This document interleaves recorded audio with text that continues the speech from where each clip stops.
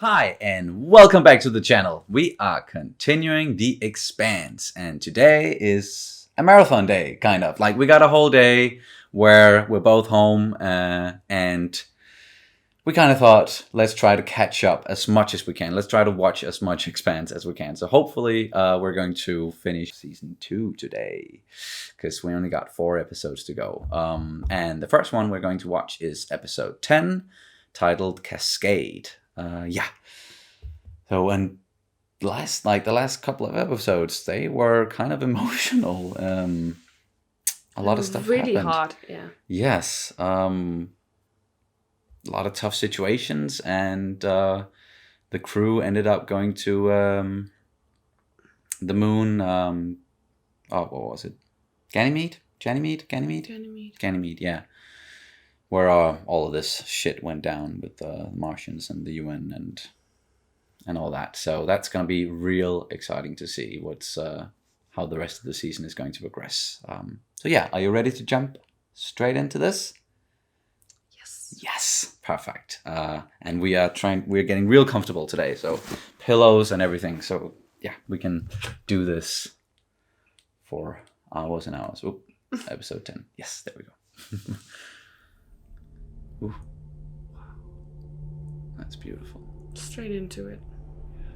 We've got a husband killed. Those cops were gonna kill them both. Yeah. Was the right Yeah, that's man. what we said. I keep telling myself that. How many people have you killed? I'm not sure. You're not sure? I killed a I'm lot. almost not a maniac. Oh.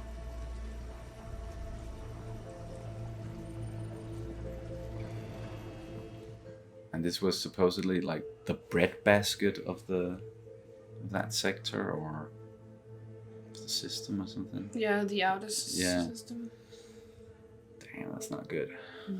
So you think she's lying? I think she's crazy. Still, I wouldn't mind getting her You in the lack room alone. imagination. She seemed perfectly sane to me, and after Eros, my definition of crazy has contracted significantly. I like that you looked back at Evan Wright. Bobby, truth and fact are not the same thing. Now, I know this may be too much for you to grab a hold of right now. So what happens now? Now you go home back to Mars. And then what? Yeah. I'd like to see the ocean before I leave. Sorry, you're under restrictions now. I mean, Wow. I'm a prisoner. No, I mean you're a Martian.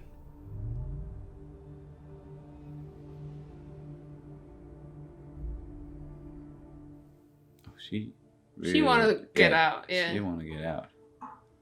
She wants to see that ocean. I don't blame her. Like, if you've No. never seen an ocean, like, There are people in this world that haven't. yes. Exotic biologicals. Anything that shouldn't be on Ganymede. Sir, I'm not sure what you're getting at. We did a pretty thorough analysis. I don't want pretty thorough.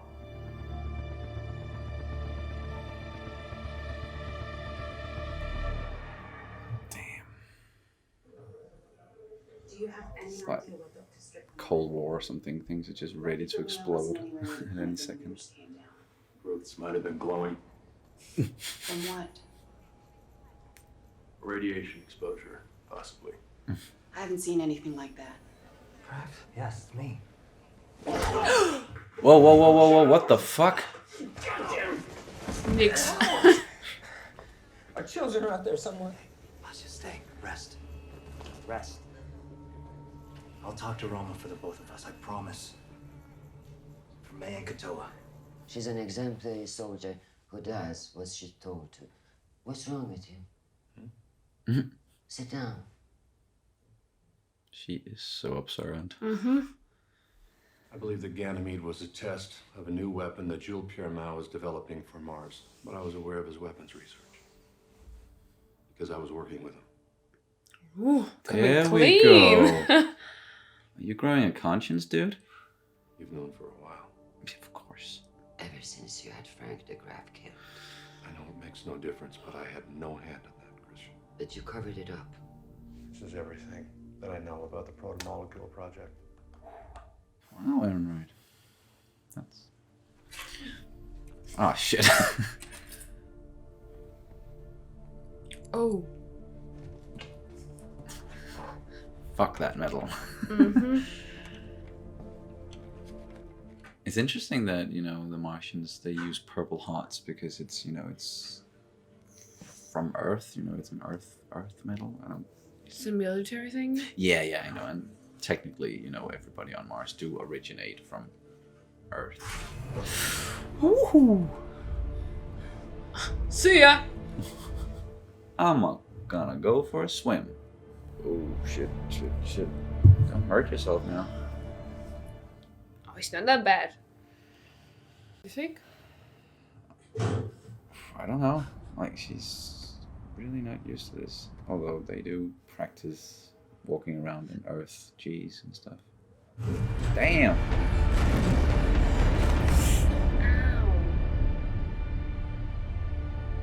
Oh, she don't care. Just run. Oh, wow.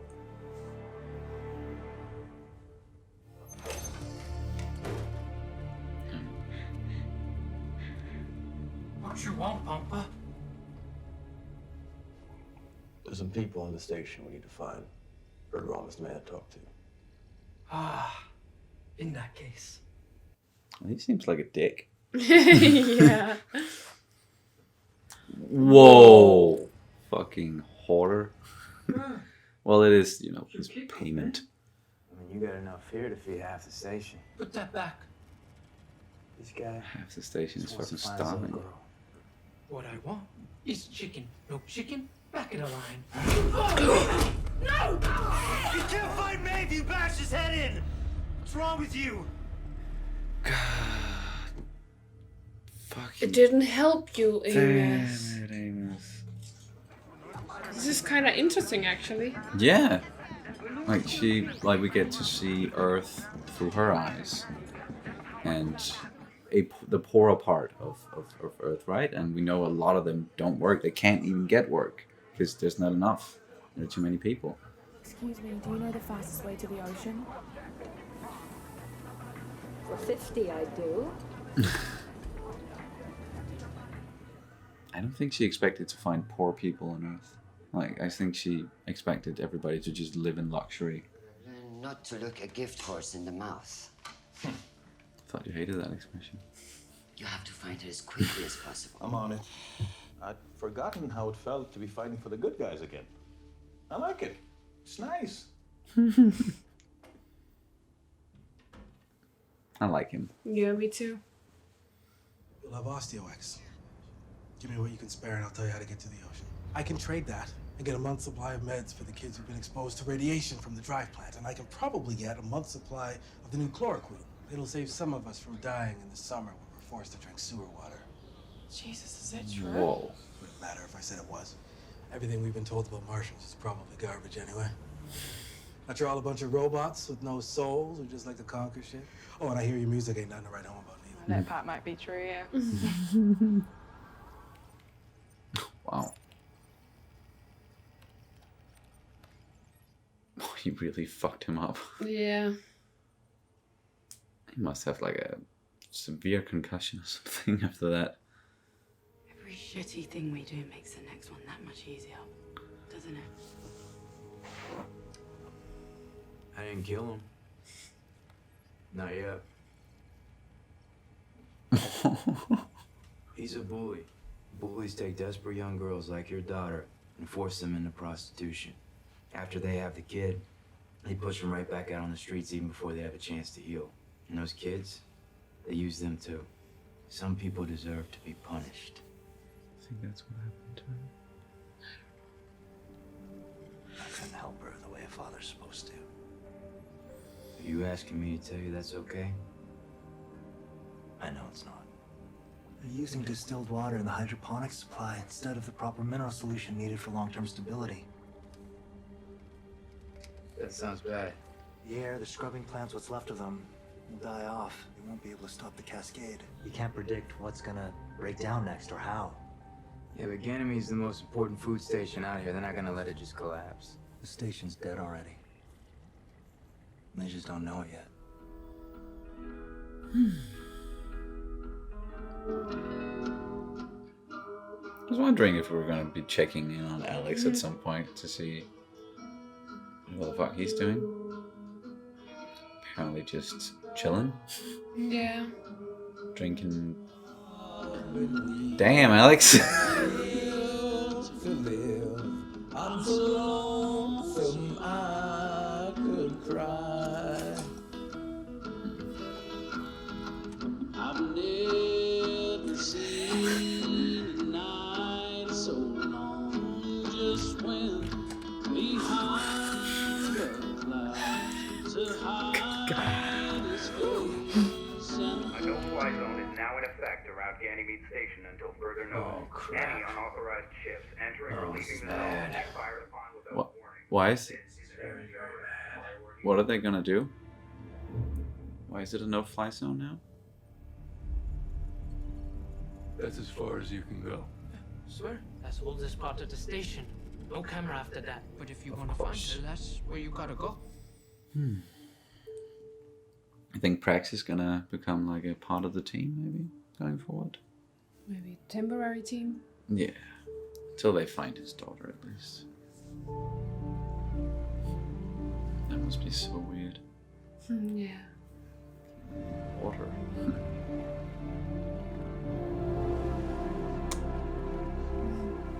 You take it for granted. Yeah. You're right about that. Here. This is what attacked you and your team, isn't it? Whoa. Oh, shit. It is a project. I need to know who is doing this and why. I need your help. We cannot afford to be enemies anymore. We need to go now.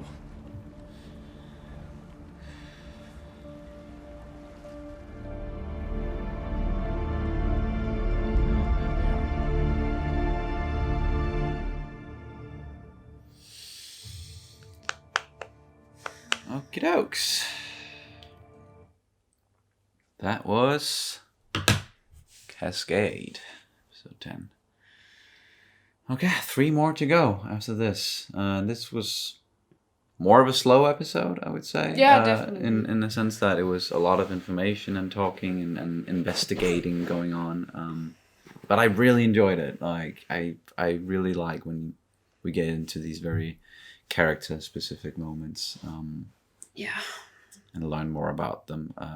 We got a lot with Barbie in particular. Mm. And I really enjoyed that because we've been a bit critical towards her and her outlook and everything. Yeah, but we also knew that from the get-go that, of course, her way of just her very sometimes very rigid way of seeing the world was gonna change because that's what this series does so well, I think. Yes. That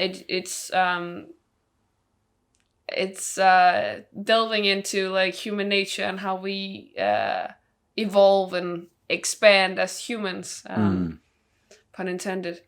So I think we knew that she was gonna be a more interesting character at some point. She was gonna be evolving. Yes, exactly, and we were going to see some different sides of her, and not just this angry Martian who just wants to fight and fight the enemy. Because she's definitely a character who used to, or is still used to, seeing the world in a very black and white way, with you are the enemy and we're the good guys.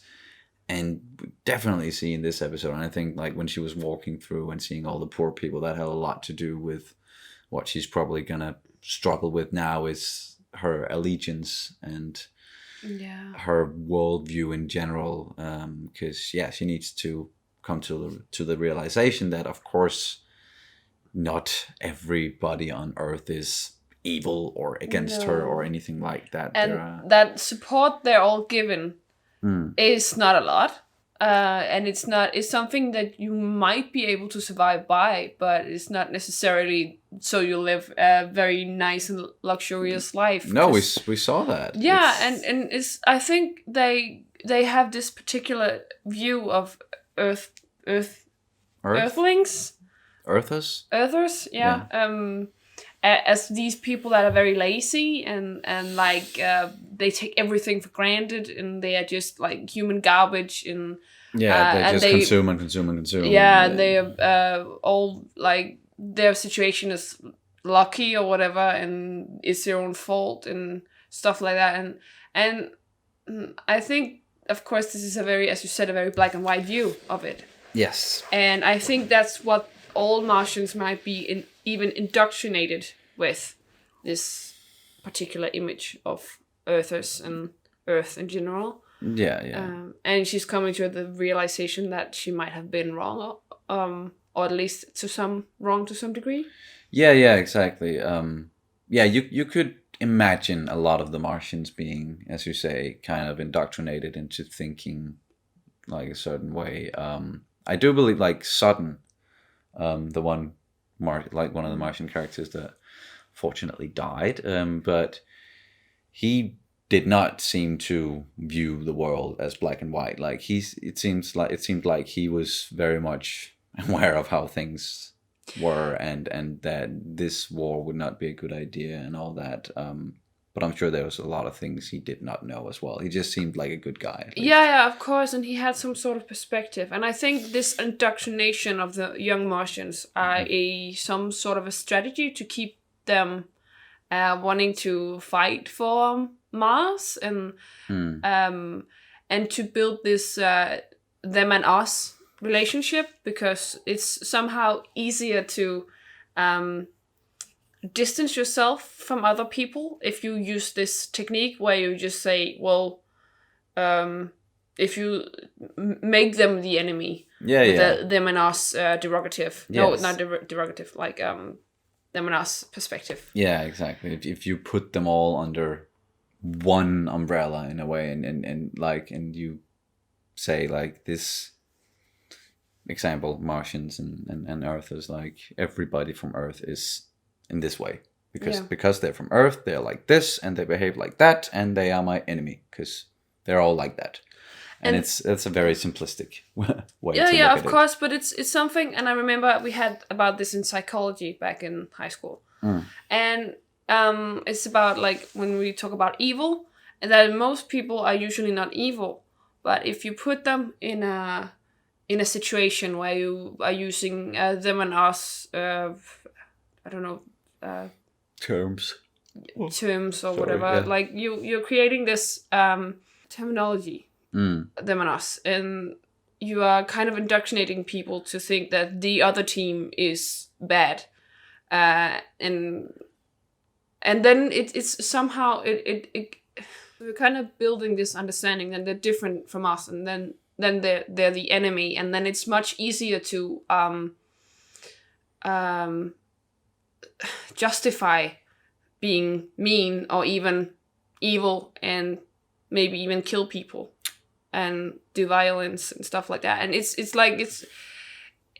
also used in like in a military setting sometimes, that to sort of dehumanize the opponent, making them the enemy, is much easier than to not see a kid with a gun instead of seeing a monster. Then you're seeing a monster instead, and you're just seeing like you're seeing a threat, an enemy, instead of actually seeing it's a scared kid that is fighting for his life or something like that. Just basically another human being. Like you're being conditioned to think that we are fighting monsters, bad guys. Exactly. Conditioning. Yeah. Yes, and an example actually. I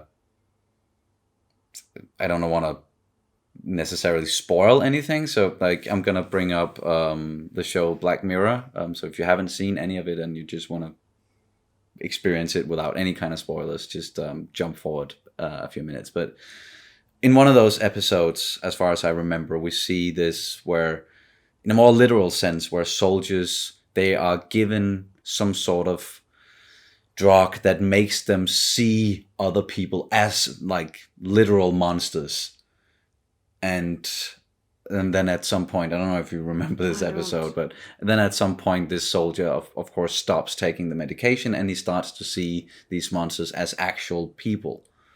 And he's like, holy fuck, I've been killing you guys and I've been seeing you as monsters, and he gets to their side. So it just reminded me of that that we see this a lot, and as you say, it is easier to engage in like warfare and having to contemplate killing something if in your mind what you're going against is evil and like inhuman in a way. And even Amos, he used that kind of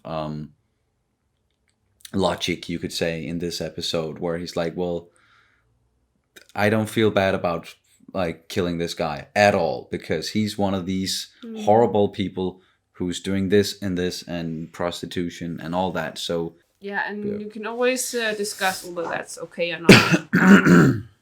And we won't get into like the ethics about it. But but it is, just it happens. Yeah, and we definitely saw this kind of indoctrination, like this them and us indoctrination in Barbie, when and she actually just directly said it, like, you're the enemy. Yeah, because so why should I trust you? Yes. And I get she's getting screwed with by everyone, and I think she's very easily manipulated because she's very young and has this very once again she's very indoctrinated by... Yeah, she has this very simplistic worldview, and she's like only now she's starting to like broaden her horizon in a way, and yeah. It's so weird to imagine that you have been told all these things your whole life and suddenly starting to realize it might not have been entirely right. And it's like it's like a bubble, and it's bursting, and suddenly you can breathe air again, and you suddenly start seeing things without this veil in a way. Yeah, exactly. So it's I cannot imagine what it must be like. We're kind of seeing the world for the first time, which is actually something she is physically doing in this episode. She's experiencing the world, or the world in this case, Earth, for the first time, and its atmosphere and the people and the ocean and everything. She just wanted to see the ocean. Yes, because that's all she ever wanted for Mars was an ocean on Mars. So I think that was, real good storytelling going on there. Yeah, definitely. And it's like, I think maybe why she wants this terraforming of Mars so bad is because she would wish that she could have been on Earth, and she could just have lived on an Earth that was prospering. And it's just, I think it's kind of cute in a sense that she just longs to see the ocean. She just wants to see the Earth. She just wants to see something different that and something orange dome. Yeah, and something that she's always like known and always been a part of, like the Martian life. They've always been striving towards making Mars into some sort of, Eden with forests and oceans and all that, and they just haven't been able to do that because they've been, as we've talked about before, focusing on military and warfare and all of that whole goal, fighting towards that is a big part of her, and it's gonna be real interesting going forward, seeing how she's gonna, what kind of decisions she's going to make now. Yeah, because now she's been we also been introduced to this project Palisade. No, it was called something. The whole proto-molecule project. Yeah, that was but that husk kind of. Oh yeah, that's specifically what the test that they did at Ganymede. It's a project as well. Yes, and apparently it's by the Martians, but we're not really sure about that. Maybe Aaron Wright was not kind of enclosing all the details about... maybe he was not 100% forthcoming, but I could imagine, like, we did see him and Jules Pierre Mao having an argument at some point, and then Mao basically ended up being like, well, you're useless to me now, I can't work with you, I'm gonna go to someone else. You could imagine him going to the Martians with this instead of Earth and being like, Earth fucked this up, so I'm going to give you this weapon now. Yeah. I'm going to work with you instead. Let's test it. Maybe. And then they tested out Ganymede, and we can It's just that's just horrible because Why? that was You need all this food and exactly come the and fuck on. but the problem is this food is only as I understood it, it's only being shipped out to like the outer part of this universe. So like the outer, they're shipping belting, it at least, basically. So I think it's I get a very even more sad about the belters now because it's most of that food I guess is going to the belters, and hitting that station is just once again it's just hitting the belt and the belters, and they're always at the and it's receiving end. Yeah, exactly, and that's what Anderson says as well, so you can see where he's coming from. Yeah, and it's where, just where it's kind of going as well. Maybe this is gonna be like an outbreak. Now he's aware of this weapon. He's got the Cortazar. He's got Cortazar, yeah. So it's definitely gonna be a clash, and I can't freaking wait to see how the rest of the season is going to unfold. Up. Yeah, and we're gonna experience that today. That's so great. Yeah. Do you wanna get into some of the other stuff before we wrap up? What else did we? Well, they're looking on Ganymede and looking for Praxis' daughter and this doctor. And now they found out they're in a closed area of the station. Of course, no cameras and that was all that. the old part. The old part. So maybe was the station built for research, like the protomolecule and like the this new project with the husk kind of deal? We don't know how deep this whole thing goes at all. So yeah, they have to go there now, and that's gonna be real interesting. And we got some more interesting Amos situation stuff. Like he was beating the crap out of this guy, and we're getting some very small tidbits where Amos is coming from. I don't know, but he's very adamant about I'm not the one making decisions. Yeah, he really is. At all. Even though he did make the decision to beat that guy and threaten him, and Holden was kind of like, I'm gonna let him do that. I'm gonna stop him if it goes too far. And Naomi's like, we keep doing these shitty fucking things, and it gets easier. Yeah, you can start to see this rift building between them. Yeah, fuck. We've seen it coming for a while now. Yeah. But it's probably gonna resolve in some bigger conflict, I think, at some point. Yeah. Some sort of conflict between those two and their ideas and thoughts about how to approach the situation, what to do, and like difference of opinion. I can imagine. I feel like he's becoming a little bit more tainted with like reality now. He's becoming a bit more jaded as a person. Yes. Just in general. So it feels like he's starting to lose a bit of like the idealistic guilt. I think maybe it's this they're talking about how he died. This guy died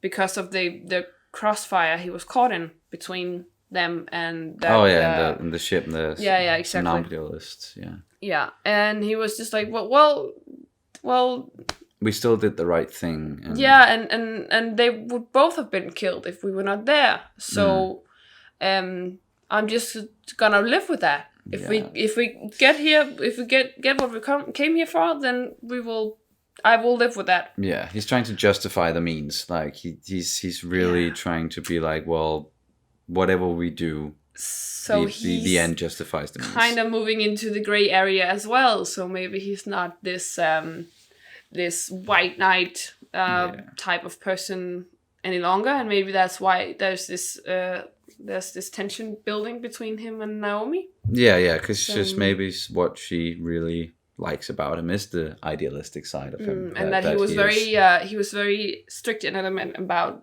keeping it very. Yeah, he's idealistic. Yeah, exactly. But the world forces you to reevaluate how you look at things sometimes, and that's probably also what's happening to Holden. All this misery and destruction and war. It's making him jaded. So yeah, especially this world on brink of war. It's yeah. Oh, and speaking of brink of war. Yeah. I just remembered the whole thing with Alex. We only got a small scene, yeah, which was what's fun. going on? But what the hell's going on? Like they are, they're no fly zone and they're putting restrictions down, and so I'm thinking like, okay, are they gonna nuke the hell out of there? are they gonna destroy the place? Are they gonna do another test, or what's happening? And that was the Martians.